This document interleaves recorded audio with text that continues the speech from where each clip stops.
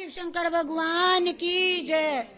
ब्रह्मा जी बोले कि हे नारद, ब्रह्म राक्षस की बात सुन करके वामदेव ने उत्तर दिया, हे राक्षस, ये सब भस्म की ही तो महिमा है।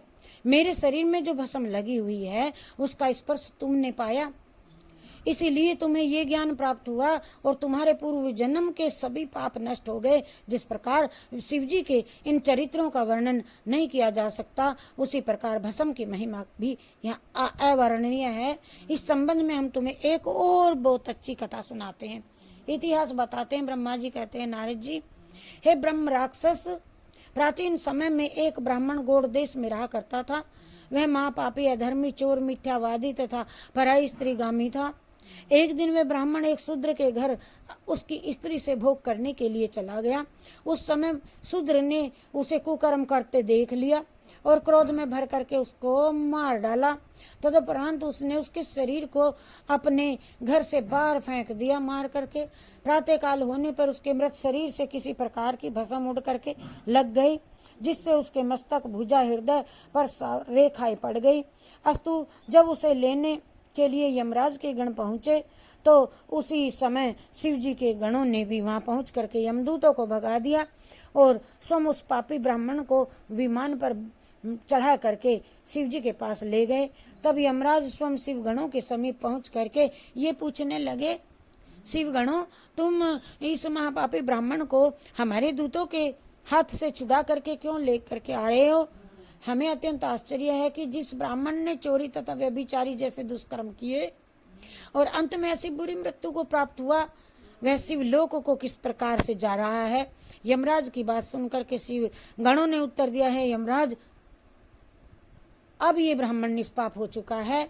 भस्म लगने के कारण ही हम इसे भगवान सदाशिव की आज्ञा अनुसार शिवपुरी में लेकर के आ रहे हैं। इस प्रकार यमराज के से कह करके शिव जी के गण उस पापी ब्राह्मण को शिव जी के समीप ले पहुंचे और वहां वह शिव जी की सेवा में संलग्न रह करके सुखपूर्वक निवास करने लगा। ब्राह्मण शिव जी के वहां रह करके ये वरदान सुनकर के वामदेव जी ने कहा, ब्रह्म राक्षस, भस्म को शिव जी के वस्त्र तथा आभूषण के समान समझना चाहिए। सभी देवता तथा ऋषि मुनि सदैव भस्म धारण किए रहते हैं। अस्तु तुम्हारी पाप मुक्ति का कारण इस भस्म का ही प्रभाव है। इतनी कथा सुनकर के वह ब्रह्मा जी ने कहा, नारद, भस्म के महात्म्य को सुन करके जब ब्रह्म राक्षस के संपूर्ण पाप नष्ट हो गए, तब उसने वामदेव के चरणों में गिरते हुए हाथ जोड़ करके इस प्रकार कहा, प्रभु, मेरे धन्य भाग हैं जो मुझे आज आपके दर्शन मिले। अब आप कृपा पूर्वक मुझे इस जन्म से मुक्त कर दीजिए और एक बात आप और भी मेरी सुन लीजिए जो अब मुझे याद आ रही है। वह बात यह है कि मैं जिस जन्म में राजा था उस समय मैंने एक ब्राह्मण को थोड़ी सी पृथ्वी दान में दी थी। अस्तु मृत्यु के उपरांत जब मैं यमलोक में पहुंचा तो वह वहां मुझे यद्यपि ये कहा कि यद्यपि तूने महान पाप किए हैं, फिर भी तूने ब्राह्मण को पृथ्वी दान दे करके एक बहुत बड़ा पुण्य किया है।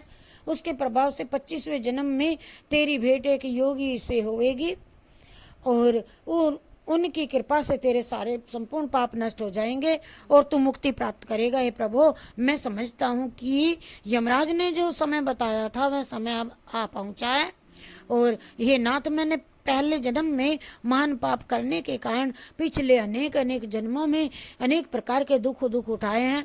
आप जैसे परोपकारी मनुष्य को कल्प वृक्ष के समान कहा जाता है, क्योंकि वे स्वयं निष्पाप होते हैं, दूसरों के पापों को भी अपनी दया से नष्ट करते रहते हैं। इतना कह के वे ब्रह्म राक्षस अपना मस्तक नीचा किए हुए हाथ जोड़ करके वामदेव के समीप खड़ा हो गया। हे नारद, इसकी बात सुनकर के उसकी वामदेव ने अत्यंत प्रसन्न हो शिव गिरिजा का स्मरण किया और तदुपरांत उन्होंने अपनी झोली में से थोड़ी सी भस्म निकाली और उसके मस्तक पर लगाया और अन्य अंगों में भी लगाई।